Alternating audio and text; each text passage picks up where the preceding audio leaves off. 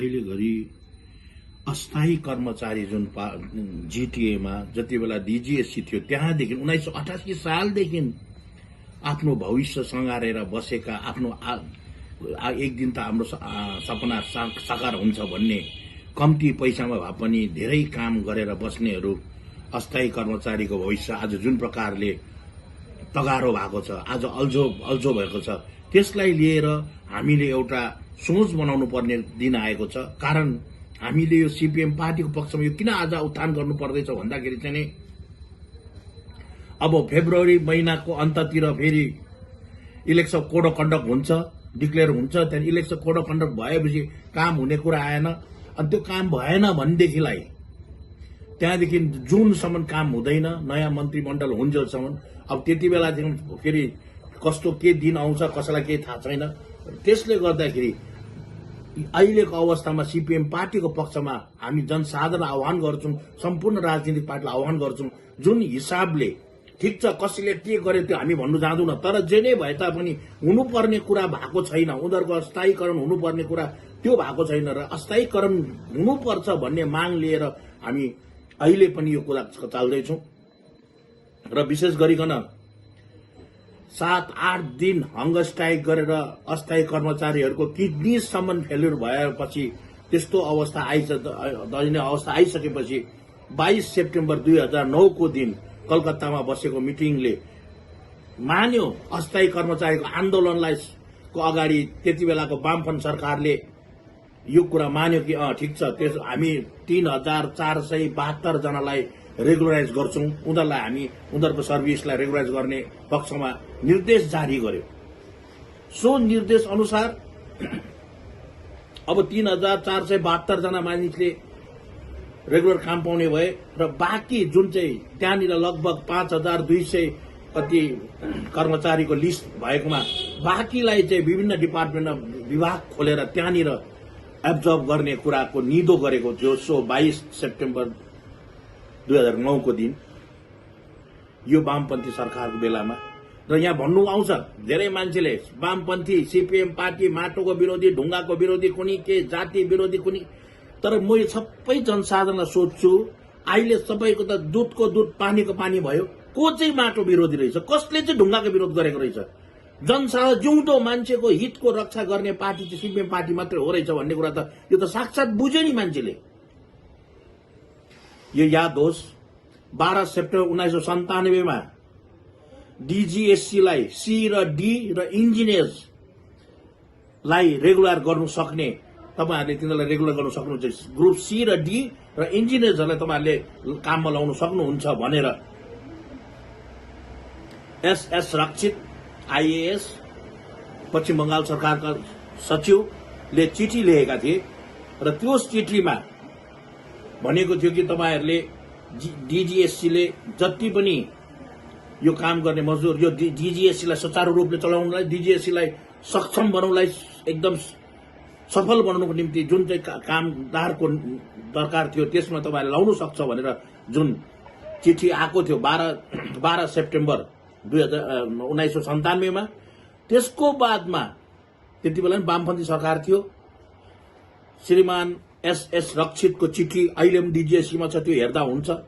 त्यसको बादमा 12 मे 2005 मा फेरि हिल एफेयर्स डिपार्टमेन्टबाट गभर्नर साहबको एप्रुभलमा फेरि एउटा चिठी यहाँ डीजीएससीलाई आयो। त्यसमा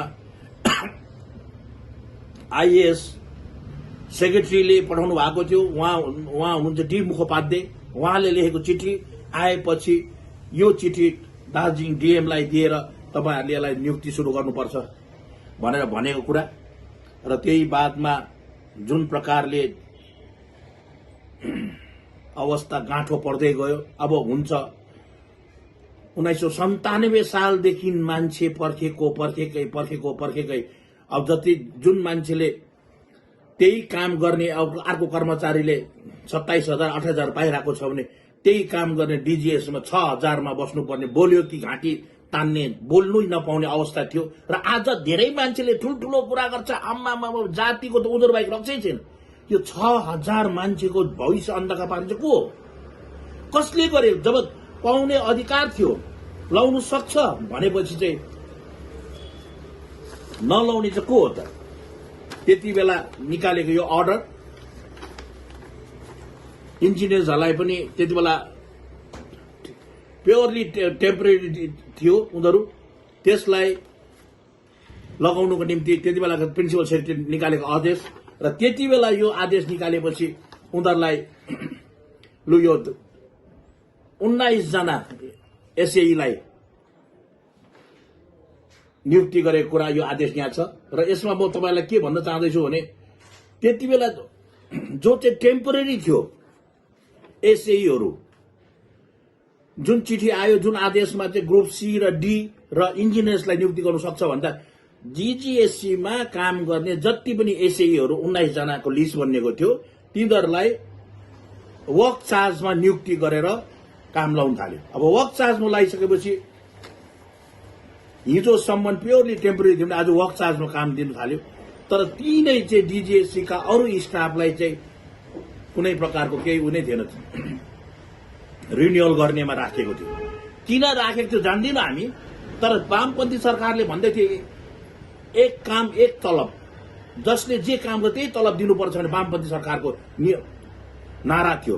किनभनेदेखिलाई वामपन्थी सरकारको पार्टीमा त हाम्रो पहाड़मा बस्ने छोराछोरी वामपन्थी पार्टी गर्थे नि त, उनीहरूले त भन्थ्यो नि त, चाहे जीजीएससीमा काम गर्ने होस् कि जिटिएमा काम गर्ने जुनसुकै पार्टी किन होस्, तर हाम्रो सन्तान हो नि, हाम्रो मान्छे हो नि त, उसले सही न्याय त पाउनु पर्यो नि त। तीको त्यही विभागलाई सम्हालेर बस्ने, त्यही फाइल हेर्ने, त्यही दैलो खोल्ने, त्यही नाइट गार्डले चाहिँ बाहिर अर्को राम्रो 22 देखि 27,000 28,000 तलब पाउँछ र त्यही चाहिँ डीजीएससीमा काम गर्ने 6,000 मा डुङडुङ बस्नुपर्ने त्यो अवस्था दिन काटेको देखेर त्यहीँदेखि हाम्रो भनाइ होइन, उनीहरूलाई न्याय हुनुपर्छ, उनीहरूको न्याय हुनुपर्छ। तपाईँले हाम्रो सीपीएम पार्टीको जिल्ला कमिटीको अहिले पनि रेजोल्युसन हेर्नु सक्नुहुन्छ। धेरै साथीहरू सीपीएम पार्टी छोडेर गएको छ, सोद्धा हुन्छ सबभन्दा बेसी लडाईँ गर्ने हामी काम गर्नेहरूलाई पर्मनेन्ट गर्नु सक्छ। किनभने हामी त गरिबको पार्टी हो नि त, गरिब जनसाधारणको भोटले जितेर आएको वामपन्थी सरकार। यसले गर्दा यो घरलाई चाहिँ रेगुलर गर्नुपर्छ भन्दाखेरि लु देखौ 7-8 दिन जब हङ्गर स्ट्राइक गरेर अस्थायी कर्मचारी मर्ने अवस्थामा पुगेको थियो, त्यति बेला सबभन्दा पहिला सीपीएम पार्टीकोले भनेको यो हङ्गर स्ट्राइक उठाउनुपर्छ, मान्छेलाई मान्छे जस्तो बाँच्ने अधिकार छ, यिनीहरूलाई काम दिनुपर्छ भन्दाखेरि 3,472 जनाले एउटा आदेशमा 3,472 हामी लिनु तयारी छौँ, बाँकीलाई दुईपल्टमा हामी लिन्छौँ भनेर स्टेट गभर्मेन्टले डिक्लेयर गरेको। र आज किन भएन त? आज किन भएन? अब जान्ने सबैलाई थाहा छ। त्यसको बादमा अझै तपाईँलाई भनौँ 17 सेप्टेम्बर 2009 मा जुन उनीहरूलाई काम दिनुपर्छ, रेगुलाइज गर्नुपर्छ भन्ने जुन कुरा भएको थियो, त्यो कुरालाई लिएर एडिसनल होम सेक्रेटरी श्रीमान अधेन्दु सेनले एउटा चिठी पठायो। उसको मेमो नम्बर हुन्छ 1636-HSP-09 टु दार्जिलिङ डीएम। म फेरि भन्दैछु, अधेन्दु सेनले पठाएको memo number 1636-HSP/09 to DM Darjeeling. र त्यसमा भनिएको थियो कि यो 3,472 जनाको लाई काममा रेगुलाइज गर्ने निर्णय भइसकेको छ, यिनीहरूलाई रेगुलाइज गर्नुको लागि प्रोसेस सुरु गर। अब फेरि अझै एउटा कच्चा म यहाँ जानकारी दिन चाहन्छु। त्यो त 17 सेप्टेम्बर 2009 को कुरा। बादमा गएर 23 अप्रेल 2010 मा पनि एउटा मेमो नम्बर आयो है। त्यो मेमो नम्बर थियो 11,794-FP- फर पे ब्यान्ड भनेर आएको थियो। त्यो पे ब्यान्डमा स्पेसिफिक हामीले विरोध गरेको थियौँ। यत्रो वर्षदेखि काम गरेको मान्छेलाई अहिले पे ब्यान्ड मात्रै गरेर रेगुलर नगर पे ब्यान्ड कसरी हुन्छ भन्दाखेरि लगत्तै अर्को त्यो चिठी आएर अहिले पनि सोध्दैछु मैले, सीपीएम पार्टी पुरापुरी जिम्मेवार लिएर भन्दैछु। त्यो चिठीमा डीजीएससी एक्सक्लुडिङ डीजीएससी इन्क्लुडिङ जीजीएससी थिएन, जीटीए एक्सक्लुडिङ डीजीएससी या जीटीए थियो, इन्क्लुडिङ थिएन। त्यसले गर्दा हामीले पे ब्यान्ड विरोध गर्दै थियौँ, तर मानेन एग्रिमेन्ट गर्नु। जान्दिनँ किन मानेन। यो कुरा अप्रिल 2010 को त्यहाँदेखि मिटिङ दिल्लीमा मिटिङ, यहाँ मिटिङ, त्यहाँ मिटिङ गरिबस्यो र बादमा 1 अप्रिल 2011 मा सत्ताबाट हाम्रो वामपन्थी सरकार गएपछि 1 अप्रिल 2011 मा सत्तासीन पार्टी जसले आन्दोलन गर्दै थियो, जातिको रक्षा, बाटोको रक्षा, उनीहरू बाहेक त कसैले केही नै जान्दैन भनेर जुन गर्दै थियो, उनीहरू 3 जना मिलेर एउटा कमिटी बनायो। त्यसमा तिलक देवान, एलबी परियार र रोशन गिरी। म उहाँलाई सोध्दैछु तपाईहरुले के गर्यो त्यो दिन चाहिँ? के चाहिँ भयो तपाईहरुको मिटिङ भयो? लालकोठीमा तपाईहरुले मिटिङ गरेको थियो त्यो दिन। किन चाहिँ यो अस्थायी कर्मचारी रेगुलर गर्ने कुरामा पक्षमा भएन तपाईहरु? र 6 तारिक र 7 तारिक अप्रिल 2011 मा फेरि तपाईहरुको लालकोठीमा सेक्रेटरी लेभलको मिटिङ भयो। त्यो सेक्रेटरी लेभलको मिटिङमा तपाईहरुले कसरी मान्नुभयो पे ब्यान्ड भनेर? के कारण चाहिँ पे ब्यान्ड भनेर मान्नु भएको थियो? यत्रो वर्षदेखि काम गरेर अहिले गएर चाहिँ पे ब्यान्ड भनेर मान्दाखेरि तपाईहरुले के बुझेर चाहिँ एग्रीमेन्ट गरेर साथीहरुलाई पे ब्यान्डमा बसाउनु भयो? तर दुःखको कुरा म यहाँ मैले भन्नै पर्छ, त्यति बेला चाहिँ विमल गुरुङले भनेको थियो, आज मलाई खुसी लाग्यो एकदम हाम्रो कर्मचारीहरू पर्मानेन्ट भयो। 4 पल्ट भाषणमा 4 पल्ट उसले भनेको थियो कि एकदम राम्रो भयो हाम्रोहरू चाहिँ बल्ल बल्ल यत्रो लडाईको पश्चात भयो भनेर। तर कालिम्पोङको डेलोमा जब आयो, जम्मै अस्थायी कर्मचारी गएर भेट्यो, यो कागज देखाए, यहाँ त यस्तो छ भन्दाखेरि त ऊ आफै छक्क भएर अरे म त पर्मानेन्ट भयो भने यस्तो पो रहेछ भनेर। अब कसले कसलाई ढाड्दैछ जान्दिन। अरे चोरले त आफ्नो गाउँमा त चोर्दैन, यिनीहरू त त्यो भन्दा घायल मान्छेहरू जसले आफ्नै यतिजना 5-6 हजार अस्थायी कर्मचारीको भविष्यलाई अन्धकार पार्ने कामहरू गरिरहेछ। र यसको लागि हामी भन्दैछौँ अब आज छोडिदेऊ, भूल कसले गर्यो भन्दिनँ म, कसले के भन्यो भन्दै भन्दिनँ म।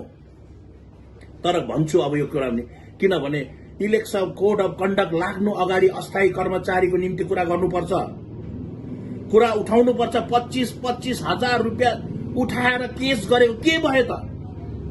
के भयो भन्नुस् त? हाइकोर्टको सिंगल बेन्चले अस्थायी कर्मचारीको फेभरमा डिसिजन दियो। मेरोमा डकुमेन्ट छ, हाइकोर्टको अर्डर छ, र त्यो अर्डरलाई पश्चिम बंगाल सरकारले कम्प्लाई नगरेर डिभिजन बेन्चमा अपिल गरेको छ, लाउनु दिनु हुँदैन भनेर। आज फेरि त्यही पार्टीलाई सघाउनु पर्छ, यही पार्टीलाई जिताउनु पर्छ भनेर उसलाई त फेरि बनाउनु पर्छ भन्छ। कसको पक्षमा हो यो चाहिँ? केही बुझेन हामीले त।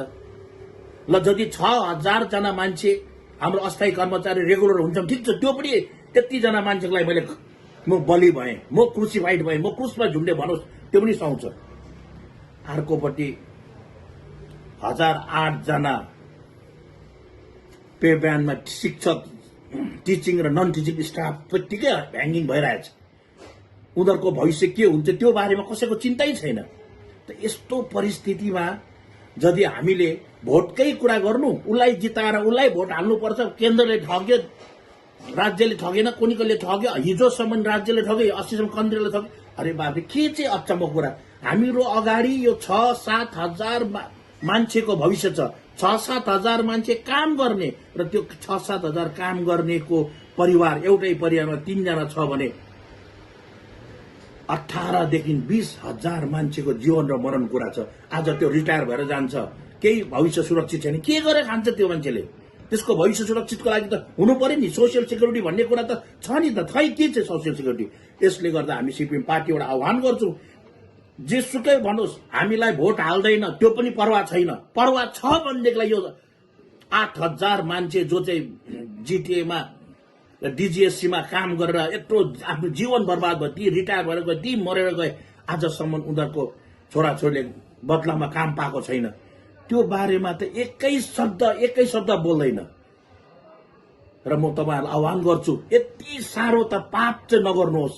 किनभनेदेखिलाई यो अस्थायी कर्मचारीले आफ्नो किडनी फेल्युर गरेर आफ्नो जीवन मरणको कुनै परवाह नगरेर आन्दोलनमा खटेको थियो, र आज उसले पर्मानेन्ट हुने उनीहरूको राइट छ, किन चाहिँ दिएको छैन?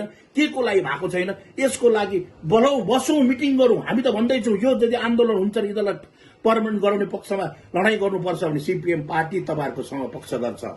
र हामी त पहिला पनि थियौं, हामी चाहिँ झण्डा फेर्ने होइन है। सीपीएम पार्टी कार्यकर्ता झण्डा फेर्ने होइन, नीति फेर्ने होइन, कुरा फेर्ने होइन। हामी चाहिँ एउटै कुरामा अडिग। त्यति बेला पनि भनेको थियौं योहरूलाई हुनुपर्छ। सबभन्दा पहिला सीपीएम पार्टी हामी जिल्ला कमिटीले यो भनेको थियौं यिनीहरूलाई पर्मनेन्ट गर्नुपर्छ। भन्नुहोस्, आज सिनियर नेताहरू छ भनिदियोस् हामीले यसको विरोध गरेको थियौं भनेर। हामीले सबभन्दा पहिला यिनीहरू रेगुलर गर्नु। यिनीहरूले गर्दा नै यो डिजिएससी चल्दैछ। हो नि, यो डिजिएससी बनाएकोले गर्दाखेरि बाहिरको देशहरू आएर यहाँको कसरी समस्या समाधान हुँदैछ भनेर हेर्नु आएको थियो। बाहिरको देशहरू, इभन रसिया पनि आएको थियो। यहाँको डिजिएससी कसरी चल्दैछ, यहाँको एथनिक प्रब्लम कसरी सल्भ भएको छ भने हेर्नु आएको थियो। र त्यति बेला नै हामीले भन्थ्यौं यस्तो संसारभरिमा एउटा अद्भुत चिज भएको छ, यो चिजलाई बचाइराख्नु यहाँले मान्छेको नियुक्ति हुनुपर्छ भन्दाखेरि एक बर्डमा 3,472 जना मान्छे नियुक्ति गरेर अरू हाल्ने। आज त्यो कुरा भएन, किन भएन म जान्दिनँ। र हामी यो विषय लिएर संसारको सामने, जनताको सामने यो भन्दै जाँदैछौँ सीपीएम पार्टीको माग छ यो 6,000 मान्छे जसले चाहिँ दीर्घ दिनदेखि 20 वर्षदेखि डिजिएससीलाई सम्हालेर आयो, जीटीएलाई सम्हालेर आयो, आज छैन। तपाईले जीटीएमा गएर हेर्नुहोस्, एउटै अफिसर छैन, सबै अस्थायी कर्मचारी चलाएर आएको छ। काम गर्नुपर्छ यति बेसी, तर तलब भने न्यूनतम अलिकति। न जब सेक्युरिटी छ, न हेल्थको प्रोभिजन छ, न टीए छ, न डीए छ, न ग्रेच्युटी छ, न केही पेन्सन छ, केही छैन। त्यसको बावजुद पनि गर्नुपर्ने कस्तो बाध्यता। यही दिएको हाम्रो नेताहरूले 7 दिन 8 दिन हङ्गर स्ट्राइक गरेर किडनी फुटाउने गरेको बदलामा चाहिँ यही दिएको। न पेन्सन छ, न ग्रेच्युटी छ, न टीए छ, न डीए छ, न 30 दिन पाउने 40 दिन छुट्टीको नै केही प्रावधान छ। यस्तो अवस्थामा पनि यदि हामीले मुख खोलेन, यदि राजनीतिक पार्टीले बोलेन भनेदेखिलाई सायद हामीले जातिको नाममा यी जनसाधारणलाई धोका दिँदैछौँ। धोका आज दिन्छौँ, भोलि दिन्छौँ, पर्सिको दिन सोध्छ यो जमातले, जुन नयाँ जमात आउँदैछ त्यसले सोध्छ यो जमातको सामने उभिएर बस्नु सक्नुपर्छ। र म फेरि पनि भन्दैछु यो अवस्थामा यो त प्रब्लम थिइदियो, यो त प्रब्लम थिँदै थियो। अरे त्यो प्रब्लम हुँदै दार्जिलिङ सदर हस्पिटलमा उहाँहरूले यहाँ चिठी, स्वास्थ्य सेक्रेटरी श्रीमान जिम्बा साहबको चिठी यहाँनिर लेखेको छ। Superintendent Darjeeling hospital, district hospital Darjeeling, MC manual contingency workers भनेर नियुक्ति दियो। आज उनीहरूलाई रेगुलर गर्नुको लागि आन्दोलन हुँदैछ। अरू ठाउँ, अरू अस्पतालमा भएको मान्छेहरूको पर्मनेन्ट भयो, तर यहाँको चाहिँ भएन। यो म्यानुअल कन्टिजेन्सी वर्कर्सहरू जसले चाहिँ अस्पतालमा काम गर्नुको लागि यो उनीहरूले आफै गएर म काम गर्छु भनेको होइन। यो डिपार्टमेन्टको चिठी छ, उसलाई पठाएको चिठी, डिस्ट्रिक्ट हस्पिटलको सुप्रिन्टेन्डेन्टलाई पठाएको चिठी, हेल्थ डिपार्टमेन्टले योहरू चाहिँ यिनीहरू काम गर्ने हो, यिनीहरूलाई काम लगाऊ। अन्त आज काम गरे त खै तलब पाएको, खै रेगुलर भएको। र यसले गर्दाखेरि यस प्रकारको कुरालाई लिएर हामी कहाँ के भन्दैछौँ भनेदेखिलाई यदि यस्तै भयो भने गैर जिम्मेवारी कुरा गरेर यस्तो प्रकारले भनेर है, यसरी भनेर कुनै कसले कसलाई दोष लगाए, कसले कसलाई दोष लगाएर चाहिँ यो अस्थायी कर्मचारीको भविष्यलाई बिगार्नु हुँदैन। होस् जे होस्, हाम्रो भूल भयो, हाम्रो नेताहरूको भूल भयो, जान्ने बुझ्ने योद्धाहरूको भूल भयो। तर त्यो भूलको लागि त्यसको पाप चाहिँ यो 6-7 हजार अस्थायी कर्मचारीले काट्नु नपरोस् न। उनीहरूको रिटायर हुने बेला भइसक्यो, कतिजना रिटायर भइसक्यो, काम गर्दा मरिसके, आज एक पैसा पाएको छैन। त्यसको लागि हामी जनसाधारण आह्वान गर्छौँ, पार्टी नहेरौँ, जनसाधारण मानवताको कुरा गरौँ। यो अस्थायी कर्मचारीहरू, कन्टिजेन्टहरू, प्यारा टिचर्सहरू, पे ब्यान्डमा गर्नेहरू, यतिजना यति कम्ती तलबमा जीवन चल्छ, यस्तो महँगाईमा कसरी चल्छ? एकपल्ट त हेर, जुलुसै मात्रै हिँडाएर के चाहिँ हुन्छ? भोलि त्यो जुलुस चाहिँ फर्केर आयो भने हामीलाई त गरे है, हामीलाई त गरे नि। हाम्रो त घरमा बम पड्काइदियो, माटो विरोधी भनेर बम पड्काएकोले गर्दा मेरो त बाउको कान पनि नसुन्ने बनाइदियो है, आमाको आँखै नदेख्ने बनाइदियो। र पनि भन्नु केही छैन, हामी त नीतिको लागि छौँ। मेरो घरमा घेराउ गरे, पहाड छोड, पहाड छोड, पहाड छोड। लु पहाड छोडे नि त, लु यहाँ बस्नेले तिमीलाई के बोल्यो त? तिम्रो लागि, तिम्रो भविष्यको लागि एक शब्द बोल्यो? हामी त पहाड छोडेर गएर पनि 5-5 वर्ष बाहिर बसेर पनि कहिले पनि पहाडको नीति, एक क्षेत्राङ्कको नीतिको विरोधमा गऱ्यौँ। पहाडलाई हामीले शान्ति सुरक्षा होस्, पहाडमा उन्नति होस्, विकास होस्। किनभने हाम्रो देश छैन, हाम्रो देश छैन। हामी फर्केर दिल्ली जानु सक्दैनौँ, कलकत्ता बस्नु सक्दैनौँ, हामी बस्नुपर्छ यिनै। त्यसले गर्दा हामीले यही सिलिगुडीमा बसे पनि हामी पहाडको माया गर्थ्यौँ, पहाडमा शान्ति होस्, अशान्ति नहोस्। हामी नजान्दा शान्ति हुन्छ, ठिक छ, त्यो पनि होस् भनेर हामी भन्थ्यौँ। धेरैजना हाम्रो साथीहरू कञ्चनजङ्घा स्टेडियममा बसेको थाहा छ। आज कञ्चनजङ्घा स्टेडियम बसेको साथीहरू अहिले हामीसँग छुट्टिएर अर्कोतिर बसेको छ। तर उहाँहरूले भनिदियोस्, सक्ने थिएन, हामी पुलिस लिएर आएर त्यो जुन जुन इलाका छ त्यहाँ घेरेर बस्न सक्थ्यौँ नि त।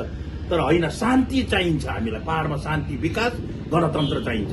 र यसले शान्ति, विकास र गणतन्त्र सिपिएम पार्टी, वामपन्थीहरूको स्लोगन। यसले गर्दाखेरि हामी त्यति बेला पनि केही भन्यौँ न, आज पनि भन्दैछौँ। हाम्रो अफिस जबरजस्ती दखल गरे त्यो चोरहरूले। त्यहाँ भएको 140 वटा बेन्ची, 19 वटा टेबल, 20 वटा केम खाट धरी पच गर्यो। हाम्रो त्यहाँ डायस धरी पच गर्यो। उनीहरू त होइन नि, हाम्रो त के खातामा के अरे हामीले त रेन्टमा लिएको छ, हाम्रो रसिद छ। त्यसको बावजुद पनि हामीले पुलिस लगायौँ है, पुलिस लगाएर केही गरौँ न नि। तर अर्को ठाउँमा तृणमूल अफिसमा जुलुस भएर जाँदाखेरि थाहा होला नि फायरिङ भएको। हामीले त कहिले त्यसो गरौँ न। हामीलाई थाहा छ पानी चाहिँ रगतभन्दा पातलो हुन्छ, रगत रगत हो। त्यसले गर्दा कहिले पनि हामीले आजसम्म हाम्रो अफिस दखल गरे, 4 पल्ट आगो लाग्यो, मेरो घरमा आगो लाग्यो, मेरो घरमा बम पड्कायो। कसको नाममा डायरी दिएको सोधक गएर? हामीलाई थाहा छ कसले बम पड्काएको हाम्रो घरभित्र। हामीलाई थाहा छ हाम्रो घरमा अफिसमा आगो लगाउने को। तर हामीले कसैलाई गऱ्यौँ न, कारण हामी चाहन्थ्यौँ यो दुःख दिएर मैले बहादुरी दिएँ। सरकार भएको आडमा, सरकारको आडमा बहादुरी देखाउने होइन। हाम्रो जाति आज नै भोलि त मलामीमा सँगै हुन्छौँ, बिहामा सँगै हुन्छौँ, मराउ पराउमा सँगै हुन्छौँ भनेर हामी त त्यो सोच्छौँ नि। हाम्रो पार्टी, हाम्रो सिद्धान्त छ एउटा। हामी सिद्धान्त मार्क्सवाद लेनिनवादलाई सुधार गर्दै हामी चाहन्छौँ हाम्रो जातिको उन्नति होस्। तर यस्तो प्रकारले 6-7 हजार मान्छे यत्रो वर्षदेखि आधी पेट खाएर बस्दैछ र पनि आज हामीलाई केही नहुनु, हामीलाई ढुक्कै हुनु, यो त मान्छेको क्यारेक्टर होइन। जिउँदो मान्छेमा यस्तो हुँदैन। एकापट्टि भोक लाग्यो भनेर पुगेन मलाई भनेर चिच्याउँदैछ भने अर्कोपट्टि आराम गरेर मौज गर्ने त्यो हाम्रो पार्टीको नीति नै छैन। हामी त्यसैले गर्दा अस्थायी कर्मचारीहरूको भविष्य यो भोटको कोड अफ कन्डक्ट लाग्नु अगाडि नै निर्कोल हुनुपर्छ, उनीहरूलाई रेगुलर गर्नुपर्छ भन्ने सिपिएम पार्टी माग गर्छ।